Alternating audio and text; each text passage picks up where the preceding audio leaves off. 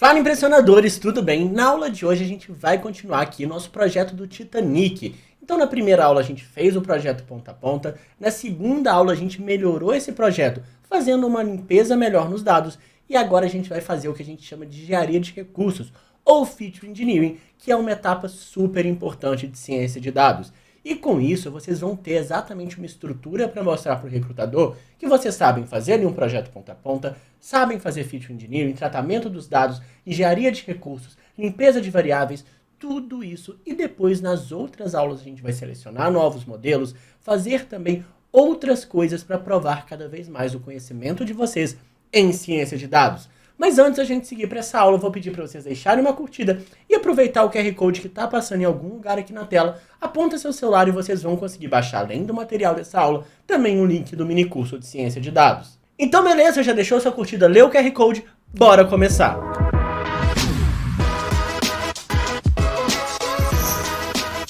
Nas últimas aulas, a gente começou ali a entender primeiro essa base, fez alguns tratamentos, tratou as colunas de texto e agora a gente vai se aprofundar nesse tratamento dessas colunas.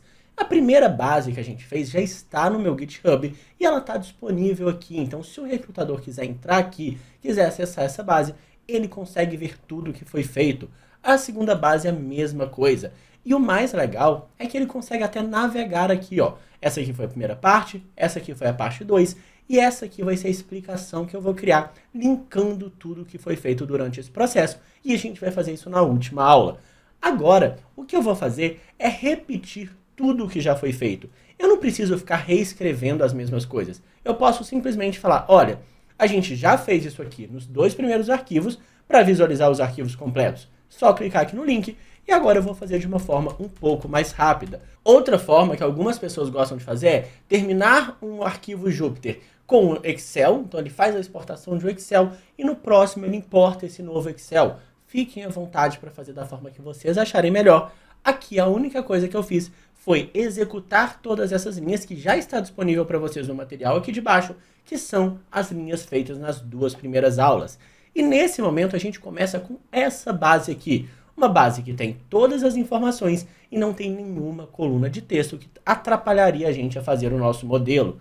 Nesse momento a gente já pode utilizar isso dentro do modelo, utilizar isso nos algoritmos que a gente fez da mesma forma que a gente fez nas últimas aulas. Então, ó, é só eu executar essa parte aqui de baixo, então eu estou executando tudo de forma direta, porque isso já foi explicado nas outras aulas. Então, ó, beleza, estou executando aqui. E agora, a única diferença é que eu vou salvar cada uma dessas informações aqui em uma nova variável. Então, eu posso chamar essa daqui de AC, por exemplo, ou seja, Accuracy Score para árvore de classificação. Essa aqui eu vou chamar de Accuracy Score para o KNN. E a de baixo posso chamar, por exemplo, de Accuracy Score para regressão logística. E por que eu vou fazer isso? Porque eu quero guardar esses valores. Porque depois eu vou sobrescrevê-los, mas se eu guardo, eu consigo comparar de, quando eu fiz essa mudança, eu melhorei ou piorei o meu resultado. Depois que eu fiz isso, eu piorei ou melhorei. Até porque o nosso maior objetivo quando a gente está fazendo um portfólio é contar uma história, é apresentar o seu conhecimento. E isso aqui vai ajudar muito a gente a fazer isso. Então vamos salvar isso aqui em um data frame, por exemplo. A gente pode chamar de ASDF, por exemplo, de Accuracy Score Data Frame, e criar realmente um data frame do Pandas. Então, pd.dataframe, e aqui eu vou passar essas informações aqui. Qual é a minha primeira informação? Minha primeira informação pode ser quais são as informações que eu estou avaliando, quais são os algoritmos que eu estou utilizando. Então, a gente tem 3 modelos, um utilizando a árvore de classificação, o outro utilizando o KNN e o último utilizando a regressão logística. E a gente tem agora 3 resultados iniciais, que é o resultado quando eu não tinha feito nada ainda nessa terceira aula, que é essa informação aqui, essa informação aqui e essa informação aqui. Por enquanto, eu não estou fazendo nada, eu só estou executando os códigos e tendo aqui uma base para a gente comparar. Esse aqui é o meu resultado inicial. A gente pode também ver a matriz de confusão, então beleza. E isso aqui a gente já tinha feito nas últimas aulas. Agora vamos começar especificamente essa aula que a gente vai falar mais profundamente de engenharia de recursos. Já falamos na última aula sobre tratamento de valores de texto, que é uma parte também da engenharia de recursos. Agora a gente vai se aprofundar um pouco mais, falando de escala dos dados, falando de criação de novas colunas, falando de também correlação entre variáveis. Então, beleza, vamos começar, claro, falando da escala dos nossos dados. Quando a gente visualiza, por exemplo, as colunas, a gente consegue perceber que a coluna de idade e a coluna de taxa estão numa escala muito diferente das outras. Isso a gente consegue ver com esse box plot. Todos os gráficos eu já deixei pronto para a gente otimizar o tempo dessa aula e a gente conseguir focar na parte de engenharia de recursos. Se vocês quiserem, a gente pode fazer uma aula só falando de criação de gráficos, boas práticas, tudo isso. Deixa aqui nos comentários, que se tiver bastante comentário, a gente faz uma aula extra no final dessa sequência de aulas aqui. Mas para fazer isso, a gente precisa que vocês deixem nos comentários para a gente saber que você quer esse tipo de conteúdo. Então beleza, deixa no comentário também, fala o que você tá achando da aula, fala, pô, tô gostando, já fiz isso no meu portfólio, deixa o link do portfólio de vocês aqui também, vou adorar ver o que vocês estão fazendo, até dar sugestões se vocês quiserem, então falar, olha Lucas, esse aqui é meu portfólio, pode dar sugestões para melhorar, pode dar sugestão do que você tá achando, eu vou amar fazer isso, então fiquem à vontade para comentar aqui embaixo o seu portfólio, o seu link, qualquer outra coisa. Mas beleza, aqui a gente entendeu que tem duas variáveis numa escala muito diferente. E para tratar as variáveis, a gente pode utilizar do próprio scikit-learn toda a parte de pré-processamento dos dados. Tem aqui a padronização, tem a normalização, tem várias formas de a gente fazer esse tratamento dessas variáveis e tem uma aula específica sobre isso que eu vou deixar aqui embaixo, então eu não vou me aprofundar muito nessa parte. Vou usar uma dessas formas de redimensionamento dos dados, considerando que vocês já entendem essa forma. E para quem não entende, quem não está muito profundo nesse assunto, para um pouquinho essa aula, volta, entende toda essa parte e depois vem para essa aula de novo. Beleza? Vou utilizar aqui o Robust Scaler. Por quê? Porque existe outliers. Tem muito outliers aqui na coluna fé e tem também outliers na coluna de idade.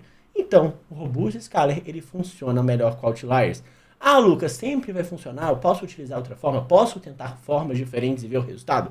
Sim, a gente vai falar sobre isso no final da aula, da gente tentar muito até chegar num resultado melhor, mas fiquem à vontade para testar qualquer coisa no seu modelo, até porque vai depender muito do que você quer, do que você pensa, do que você tenta. Então pode tentar 3, 4, 5 formas de redimensionamento dos dados, se você tiver tempo para isso.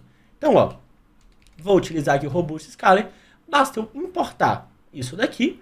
Então, beleza, eu estou importando.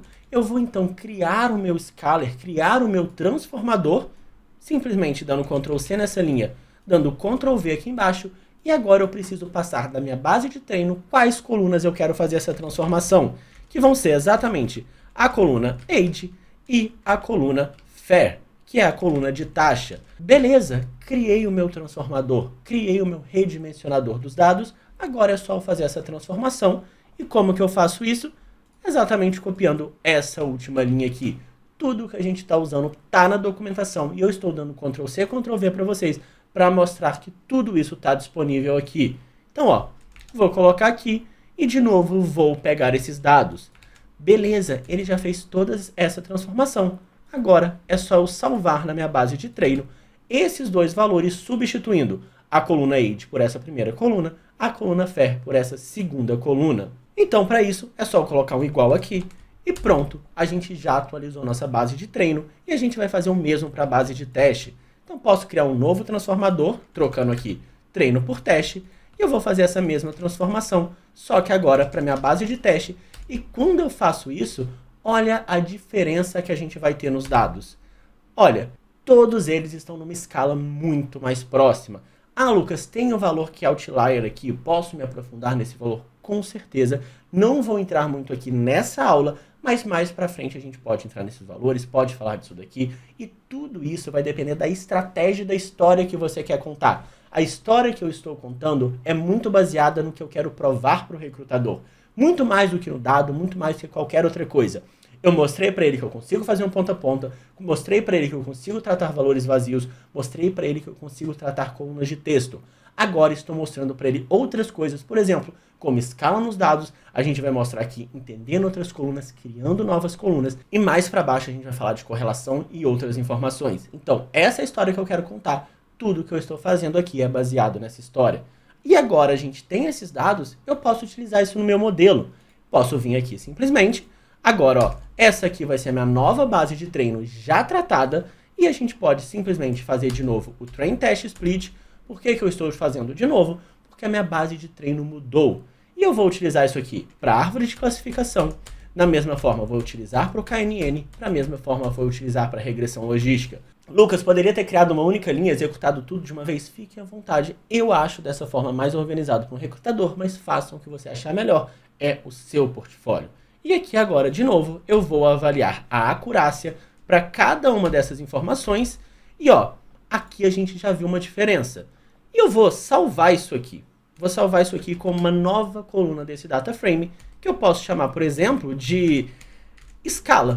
Então, quando eu fiz o ajuste da escala, eu tive exatamente esses 3 resultados aqui de cima. Então, ó, são essas mesmas informações. E se eu quiser visualizar agora esse data frame, olha o que a gente já tem. Olha a história que a gente já começa a contar.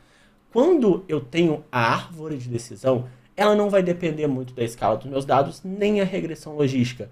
Mas o KNN depende fortemente, porque o KNN ele é a medida de distância. Então olha como, com uma informação aqui, com um pequeno tratamento de dados, vocês abrem uma margem enorme para poder mostrar o seu conhecimento, para poder provar outras coisas e até para criar um artigo. Aproveita isso daqui. Tem um link que eu vou deixar aqui embaixo também sobre o KNN. Usa isso, cria um artigo no Medium, cria um artigo no LinkedIn, me marca lá no LinkedIn, eu vou amar ver o que vocês estão criando, falando só sobre como você mexer na escala dos dados altera a acurácia do seu processo quando você utiliza o KNN e não altera em outros modelos, por exemplo, como árvore de decisão e regressão logística. Tudo isso aqui é oportunidade de melhorar o seu portfólio.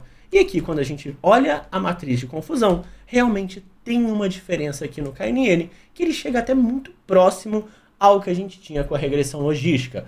Beleza, fizemos o primeiro tratamento, vamos continuar fazendo alguns outros tratamentos, como, por exemplo, entender o que são essas duas colunas CIB-SP e PART. Essas duas colunas estavam na nossa base e até agora a gente não se aprofundou nela. Quando a gente olha o que tem nessa informação, é basicamente a quantidade de pessoas relacionadas àquele passageiro. Ou seja, essa primeira coluna é o número de irmãos ou cônjuges a bordo, e essa segunda coluna é o número de pais e filhos a bordo do Titanic. A gente pode se aprofundar depois nisso, mas, por exemplo, será que ter uma família grande viajando é uma chance maior de sobreviver? Será que casais têm uma chance maior de sobreviver? Será que a mulher que está com o marido tem uma chance maior? Será que existe algum padrão nessas informações? E é exatamente isso que a gente pode começar vendo, por exemplo, agrupando esses dados. Então eu posso, por exemplo, fazer que eu quero fazer um group by na minha base de treino. Então eu vou fazer treino.groupby. Eu quero agrupar por essa coluna aqui e a informação que eu quero agrupar é a sobrevivência. Então, ó, eu quero ver o survived. Eu posso, por exemplo, tirar a média. O que a média está me dizendo? O que a média está me dizendo? Se eu tenho valores entre 0 e 1, quanto mais próximo de 1, mais pessoas sobreviveram, quanto mais próximo de 0, menos pessoas sobreviveram. Então, das pessoas que viajavam sozinho, 34% sobreviveram. Das pessoas que viajavam com pelo menos um irmão ou cônjuge a bordo, 53 sobreviveram. Das pessoas que viajavam com 2 irmãos ou cônjuges a bordo, 46% sobreviveram. Então, se a pessoa estava viajando com mais alguém, ela tinha uma chance maior de sobreviver. Será que era marido e esposa? Será que era uma relação de irmãos? Isso tudo a gente pode ver, porque a gente sabe que a maioria das mulheres sobreviveram, porque a gente falou na última aula. Ah, primeiro crianças e mulheres. Então será que esse 53 está sendo inflado pelo número de mulheres que sobreviveram e estavam viajando com os maridos? Então tudo isso a gente pode se aprofundar e a gente pode ver não só a média, mas a gente pode ver, por exemplo, quantas pessoas sobreviveram e o total de pessoas em cada um desses valores. E para isso, ao invés de utilizar o min, a gente pode utilizar o aggregate e pegar aqui o sum para ver a quantidade de pessoas que sobreviveram. A gente pode pegar o count para ver o total de pessoas que estavam com 0, com 1, com 2 pessoas familiares a bordo. E a gente pode fazer o min, que vai ser exatamente essa mesma taxa que a gente está vendo. Olha, aqui eu tenho 608 pessoas que estavam viajando sozinha e 210 delas sobreviveram. Se a gente quiser, inclusive, fazer essa divisão, a gente vai ter esse número aqui. Só para vocês entenderem o que é essa média, que é exatamente o percentual de pessoas que sobreviveram. Então, ó, Beleza, esse mesmo valor, só para ficar claro, também não precisam deixar isso daqui. E agora, se a gente quiser transformar isso aqui num data frame, por exemplo, a gente pode fazer um reset index e ó, a gente tem os dados dessa forma e eu posso realmente criar um data frame com isso, chamado, por exemplo, de CBSP underline data frame. E ó, essa aqui é a informação que a gente acabou de obter. Ah, Lucas, mas essas colunas são um nome meio estranho. Posso criar outras colunas? Posso dar um nome novo para essas colunas? E com certeza, eu posso chamar, por exemplo, a primeira coluna vai ser CBSP, porque realmente é a informação que a gente está analisando. A segunda coluna, a gente pode chamar, por exemplo, de sobreviventes. Eu vou deixar aqui só da mesma forma que está aqui embaixo, para não dar problema no gráfico, mas vou deixar como sobrev. Aqui eu posso chamar de total. E a última coluna eu vou colocar de TX de sobrevivência, ou seja, a taxa de sobrevivência. Estou padronizando esses nomes só para não dar nenhum problema nesse gráfico aqui de baixo. E da mesma forma que a gente faz isso com a informação de irmãos e cônjuges, a gente pode dar um Ctrl C aqui em cima e verificar a mesma informação para pais e filhos. Então, ó, vou pegar esse PART aqui e tudo que for CBSP eu vou trocar por PART, aqui a mesma coisa, aqui embaixo a mesma coisa. Beleza, agora a gente está visualizando quando a pessoa viaja sozinha, qual a chance dela sobreviver? 34%. Quando ela viaja com um pai ou um filho, 55%. Quando viaja com 2, 50%. Com 3, 60%. Talvez isso aqui mostre que famílias um pouco maiores têm uma chance maior de sobreviver, porque também se a pessoa tem muita grana para poder levar a família inteira no Titanic, talvez ela tenha uma condição maior, estava em classes maiores, pagou valores maiores, e a gente sabe que eles também priorizaram pessoas das primeiras classes. E agora, a gente pode até visualizar isso aqui graficamente. Ó, quando a gente olha a taxa de sobrevivência pelo número de irmãos ou número de cônjuges, pessoas que viajam sozinho têm uma menor taxa de sobrevivência, pessoas que viajam com mais uma têm uma maior taxa e depois isso vai decrescendo. Aqui, quando a gente olha para o número de pais e filhos, não tem nenhum padrão nos dados. O único padrão que a gente consegue perceber é, parece que pessoas viajando sozinho têm uma menor chance de sobreviver. E a gente pode utilizar exatamente essa informação que a gente viu nos dados para criar uma nova coluna, por exemplo. Olha, se a pessoa viaja sozinho, eu vou marcar essa pessoa e talvez isso ajude no nosso modelo. Estou criando novos recursos, criando novas variáveis que eu entendo que possa ser benéfico para o modelo que a gente está criando. Então, para poder criar essa coluna, eu basicamente posso definir uma função para avaliar se ele está viajando sozinho, que vai receber A e B, e se o A foi igual a 0 e o B também foi igual a 0, eu vou retornar 1, porque eu estou dizendo que sim, ele está viajando sozinho. Caso contrário, eu posso retornar 0. Só uma função simples, que ela vai pegar as minhas duas colunas, vai verificar esse valor é 0 e esse valor é 0 também. Beleza, ele está viajando sozinho. Não é, ele está viajando com um irmão, ou está viajando com um filho, ou com um pai. Eu não considero que ele está viajando sozinho, até para a gente juntar a informação dessas duas tabelas aqui. E agora que a gente criou essa função, a gente pode aplicar isso na base de treino. E como que a gente faz isso? A gente pode criar essa função que a gente vai chamar de sozinho, e na minha base de treino, eu posso fazer um apply para poder aplicar uma lambda function. E o que essa lambda function vai receber? E ela, então, vai aplicar essa função aqui de cima, passando os dois parâmetros, que é CBSP e PART, e no eixo igual a 1. Então, só fazer aqui no axis igual a 1. Ah, Lucas, eu precisava criar isso, eu precisava fazer dessa forma. Não, aqui eu estou te dando somente mais sugestões e mais possibilidades para vocês aumentarem o seu leque de conhecimento e o seu leque de portfólio. Mas, quero ignorar isso. Fique à vontade, apaga todas essas linhas e segue em frente. Então, ó, beleza. E agora que a gente criou essa função, a gente pode verificar se está certo os valores dela. Simplesmente fazendo um group by desse sozinho, então group by do sozinho, e agrupando por essas duas colunas aqui de cima, que é o CBSP e também o PART. Então, opa, apaguei muito.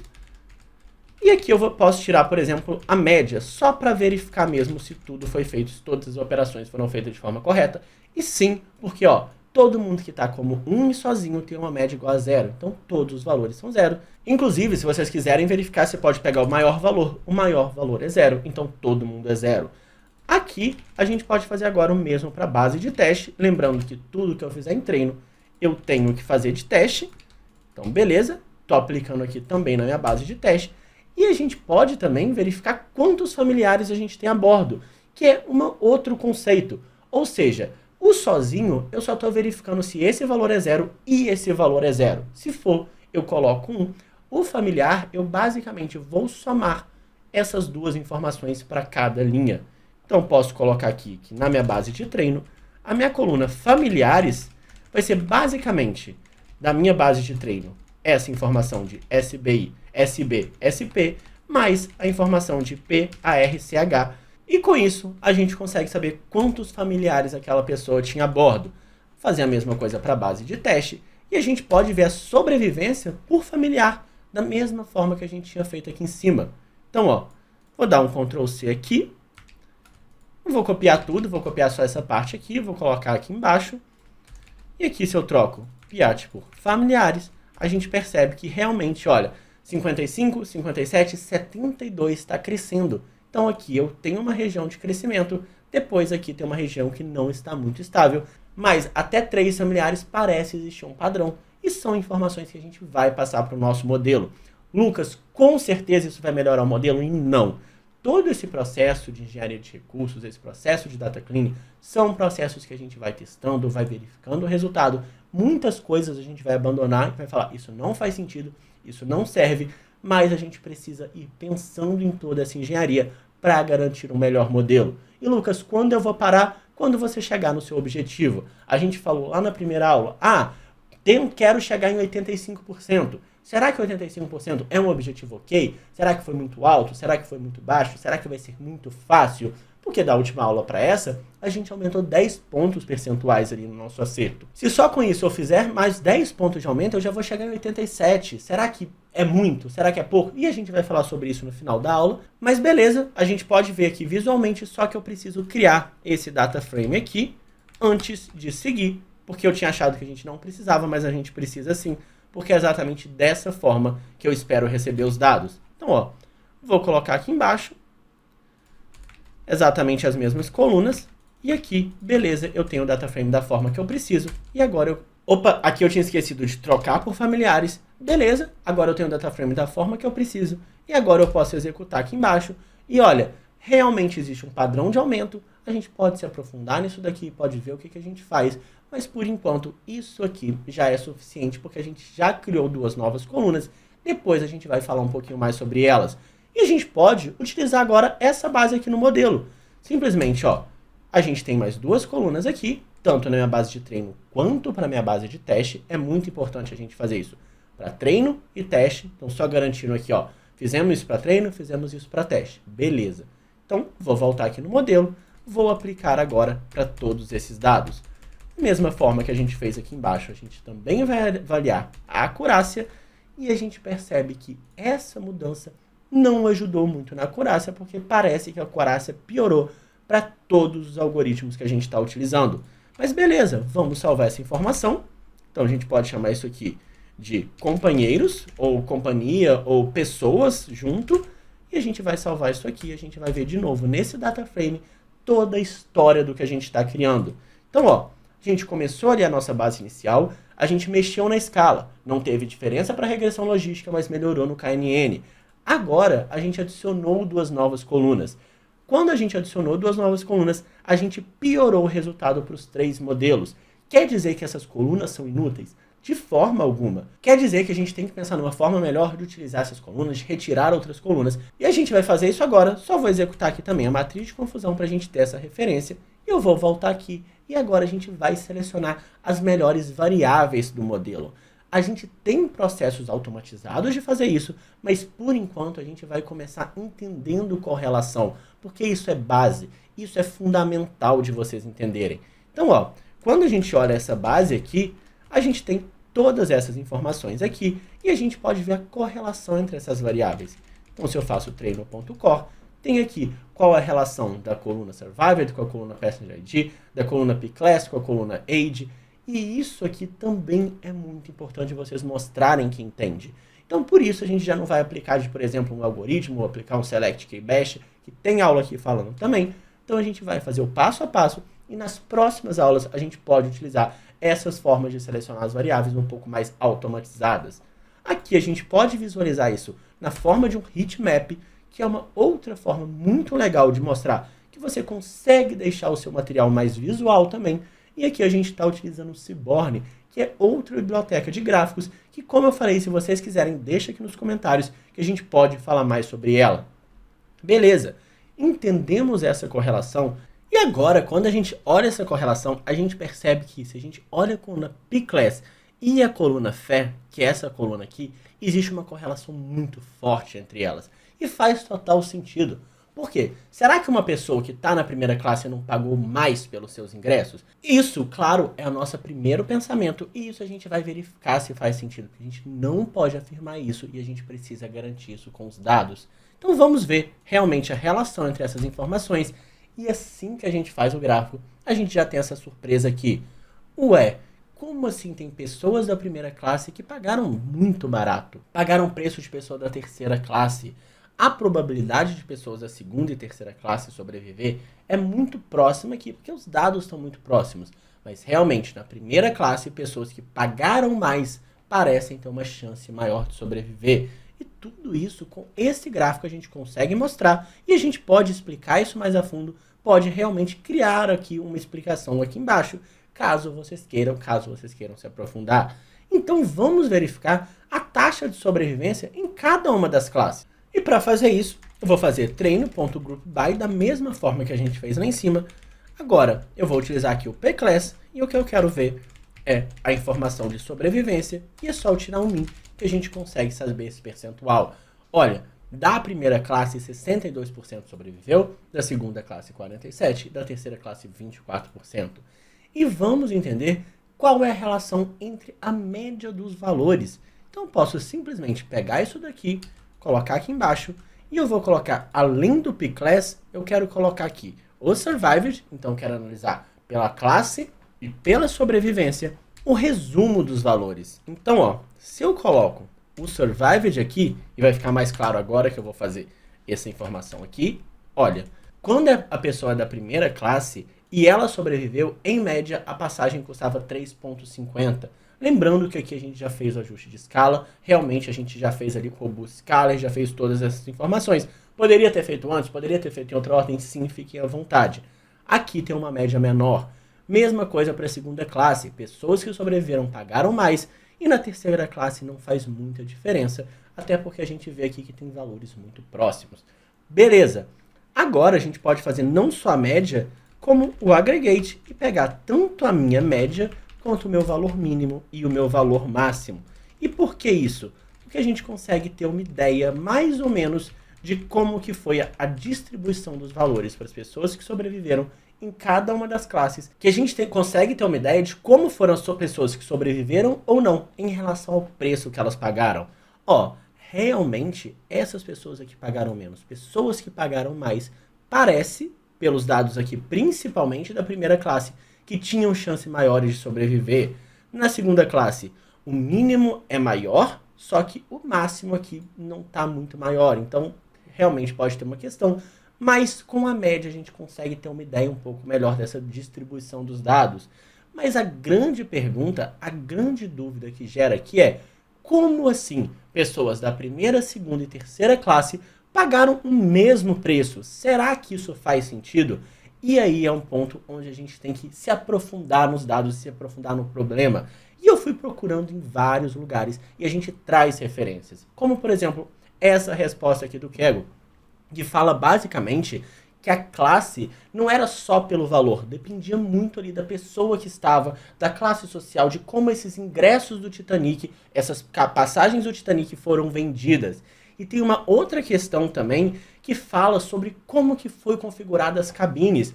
Por exemplo, pode ter uma empregada que está na primeira classe porque ela estava na cabine do seu patrão, do seu chefe. Ou talvez uma outra configuração desse tipo, da pessoa pagar muito menos porque ele já estava no quarto do marido, no quarto dos pais. Então talvez a criança teve uma passagem muito mais barata porque os pais já estavam embarcando. Então não existe um padrão, por exemplo, igual de avião, que a primeira classe é um valor, a segunda classe é a outra, a executiva é outra. No Titanic isso não aconteceu, então a gente precisa tomar muito cuidado. E isso, inclusive, é um tema que é legal de vocês discutirem. É um tema que eu não sabia, que quando eu descobri eu fiquei bem chocado. E se vocês traduzirem aqui para português, ó, vocês conseguem ver toda essa explicação, como que funcionou. Então tem todos esses artigos aqui. Fiquem à vontade para poder se aprofundar, para poder entender como funcionou também. E para poder usar isso para tornar o seu modelo e o seu portfólio muito melhores. Aqui ele explica várias questões, não vou me aprofundar nisso, mas quando a gente olha essas duas informações, uma informação não exclui a outra. Não quer dizer que a taxa é uma coisa e a P-Class está totalmente ligada à taxa. Não quer dizer que eu posso eliminar uma coluna, porque as duas variáveis nos dão coisas valiosas para o meu modelo e nos informam coisas diferentes. Então beleza, eu posso escolher manter essas duas colunas. Agora, se aprofundando mais ainda, a gente percebe aqui que tem 3 colunas de embarque. Tem embarque C, Q e S, porque a gente fez o One Hot Encoder lá na outra aula. E quando a gente olha também os dados do Titanic, quando a gente vai se aprofundar, a gente percebe que existe sim uma relação de ordem. Na primeira aula a gente falou, não tem relação de ordem, então a gente tem que fazer no One Hot Encoder. Mas quando a gente olha nesse artigo da própria Wikipédia, a gente percebe que o Titanic saiu de um porto, foi em outro, então ele estava indo para o destino final. E faz sentido os últimos portos serem mais baratos. Por quê? Porque você vai ter menos tempo de viagem. Então é mais perto aonde você quer chegar. Então talvez você pague menos por isso. Então, como existe uma relação de ordem, a gente pode simplesmente trocar essas 3 colunas aqui, essas 3 variáveis, por uma única coluna que mostre, por exemplo, 0 se o embarque for C, 1 se o embarque for Q e 2 se o embarque for S. Na verdade é C, S, Q, o contrário. Mas colocando nessa ordem aqui dos portos. Então, primeiro o S, depois o C e por último o Q. E até nesse mesmo artigo fala um pouquinho das classes que embarcaram nesses portos. É bem legal vocês se aprofundarem. Não vou me aprofundar tanto para a gente não demorar tanto. Não vou me aprofundar tanto para essa aula não ficar muito longa. Mas agora a gente precisa tratar a coluna embarque. Lucas, a gente eliminou a coluna embarque lá em cima. Por isso que eu falei que algumas pessoas gostam de guardar bases diferentes, guardar a base anterior. O que eu posso fazer aqui é importar uma nova base de treino, chamar de treino 2, por exemplo, porque eu tenho esse arquivo. Eu tenho o CSV, que eu chamo de train.csv. Então, beleza, ó, ele está aqui exatamente da forma que a gente tinha importado inicialmente. E essa coluna de embarque está aqui sem problema nenhum. Lembrando que tinham valores vazios, então eu preciso tratar essa coluna. Preciso tratar os valores vazios dessa coluna, senão eu vou ter problema na hora de fazer o encoder. Então, ó, o que eu vou fazer é falar que essa coluna eu quero fazer o fio NA, e se tiver valores vazios eu substituo por S, que é a moda dessa coluna, a gente já fez esse tratamento. Não vou voltar aqui, mas beleza, agora que a gente fez isso eu posso utilizar o Ordinal Encoder e fazer esse tratamento. Vou dar um Ctrl C aqui na documentação, vou dar um Ctrl V aqui embaixo.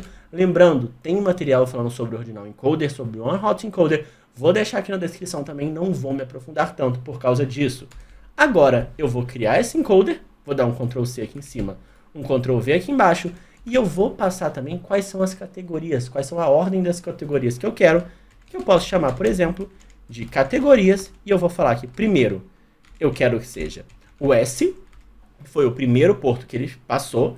Depois, eu quero que seja o C, que foi o segundo porto. E por último, eu quero que seja o Q, que foi o último porto que ele passou. Posso inverter a ordem? Posso fazer qualquer coisa? Fiquem à vontade. Aqui no Ordinal Encoder, eu posso passar uma informação que vai ser exatamente o Categories, que eu vou passar isso daqui. E só para ficar padronizado, eu posso passar o tipo dos dados igual a int 32. Beleza, agora é só eu fazer o feed com os dados. Então, vou fazer que o encoder vai ser encoder.feed. Quem é o dado que eu quero fazer o fit? É exatamente essa coluna aqui. Então, da minha base de treino, eu quero fazer o fit com a coluna embarked. Beleza. E com quem que eu quero fazer o fit? Exatamente com essa coluna aqui. Lembrando que é a minha base treino 2. Então, da minha base treino 2, eu quero fazer o fit exatamente com a minha coluna embarked. Aqui deu um erro, só porque eu esqueci de passar aqui entre colchetes, então tem que passar essas categorias entre colchetes. Beleza, fiz o feed com a coluna embarked. Agora eu posso fazer o transform. Então, ó, só fazer isso aqui, trocar feed por transform. Beleza, esses aqui são os valores. E na minha base de treino, eu posso recriar essa coluna embarked agora com os valores numéricos, que era exatamente o que eu queria. Beleza, já fiz isso aqui para minha base de treino. Agora eu vou fazer o fit com a minha base de teste, que eu ainda não importei. Então eu posso importar aqui, além da base de treino 2, também a base teste 2. Então vou colocar aqui read csv teste.csv. Beleza, acabei de importar. Posso colocar aqui embaixo para visualizar e ficar um pouco mais visual também o que a gente está fazendo. Aqui vou repetir tudo que eu fiz. E agora vou fazer da mesma forma o fit com os meus dados de teste. E aqui, da mesma forma que eu adicionei na base de treino, eu também vou adicionar na minha base de teste o transform da minha base teste 2. Perfeito, já fizemos os ajustes desses dados. Agora a gente pode eliminar as colunas desnecessárias, que é exatamente as colunas embarked Q, S e C. Então, minha base de treino recebe ela mesma, eliminando essas três colunas, que é embarked C, embarked Q, embarked S. E a gente vai fazer exatamente o mesmo para a minha base de teste. Ah, Lucas, por que você fez aqui, tudo isso aqui não mudou lá em cima? Porque, gente, não fiquem querendo fazer um projeto perfeito e, eu não vou eliminar que não sei o que, às vezes vai ficar mais confuso do que vocês retomarem a base lá embaixo e falar, olha, a gente percebeu que a gente tirou, a gente vai recuperar essa base e vai colocar aqui. Porque às vezes, na história que vocês estão contando, no arquivo que vocês estão escrevendo, não faz sentido vocês simplesmente falarem, eu vou deixar essa coluna embarked. Inclusive, se a gente tivesse deixado, a gente teria problema lá embaixo, aqui, quando a gente fosse tentar executar o nosso modelo. Porque ia ter uma coluna de texto e ele não poderia trabalhar. Então, entendam que às vezes vocês vão ir, depois vocês vão voltar, vão fazer alguns ajustes, mas só que isso vai ser o melhor para poder criar os seus modelos e o melhor para explicar o que vocês estão fazendo. Isso aqui é uma história que eu estou contando. Contem uma história com o portfólio de vocês. Então, ó, vou trocar aqui para treino e teste, vou eliminar essas colunas e beleza, agora a gente consegue visualizar essas informações e a gente não tem mais aquelas colunas que estavam atrapalhando a gente. Ótimo! Só para a gente fechar, agora a gente pode tentar eliminar um pouco daquele monte de colunas de família. E a gente pode fazer isso, por exemplo, usando elas no modelo e verificando a importância de cada uma dessas colunas. E por que eu estou fazendo isso agora? Porque quando a gente entende a importância de cada uma das colunas, fica muito mais fácil a gente explicar lá na frente para um recrutador, quando a gente usar, por exemplo, Select KBash, Select Full Model, que são modelos de seleção de recursos, de seleção de variáveis, que a gente vai falar ainda nessa sequência de aulas. E também tem uma aula aqui embaixo que é bastante importante, bastante legal. Então, só para a gente poder fechar, vamos separar o meu X e o meu Y. Quem é o meu X? É a minha base de treino, tirando a coluna que eu quero prever. Só que aqui, como a gente está mantendo a coluna Passage ID, a gente também precisa tirar ela. Então, ó, eu posso pegar aqui, tirar essa coluna aqui e a coluna Survived. Lucas, por que você está mantendo a Passage ID? Porque tudo que eu estou fazendo na base de treino, eu estou fazendo na base de teste. E na base de teste ela vai ser importante na hora de fazer a previsão. Então, ó, vou eliminar essas duas colunas aqui. E, Lucas, preciso falar isso para o recrutador? Claro, deixe claro por que você está fazendo isso. Então, ó, essas vão ser as duas colunas que a gente vai ter. A gente pode agora usar a regressão logística nos dados. E a gente já usou. A gente já tem a regressão logística aqui embaixo. Então, ó, esse aqui é o meu classificador. Vou colocar aqui em cima, já vou fazer o fit com esse X e Y. Lucas, preciso separar em treino e teste. Vou ser simples. Posso explicar isso aqui para o recrutador? Olha, vamos fazer o fit com a base direto só para ser um pouco mais simples, para ir um pouco mais rápido. Posso ter overfitting? Depois a gente volta, pensa em tratar o overfitting. Mas vamos fazer isso aqui de uma forma um pouco mais rápida, também para isso aqui não ficar uma grande confusão, uma grande quantidade de coisas diferentes. Nosso objetivo aqui é falar de engenharia de recursos, vamos falar isso de forma clara e de forma detalhada. Então, ó, agora que eu fiz isso, eu posso verificar a importância de cada uma dessas colunas, utilizando, por exemplo, o COEF.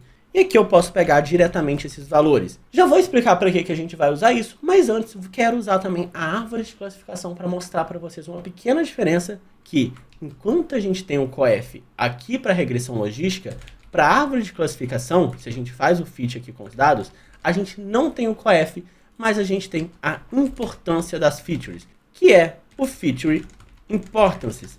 Então, ó, a gente tem essa informação aqui. E agora a gente pode juntar isso tudo aqui em um único data frame. Para criar o data frame, a gente pode chamar isso aqui, por exemplo, de importância, de imp, qualquer coisa que vocês quiserem. pd.dataframe.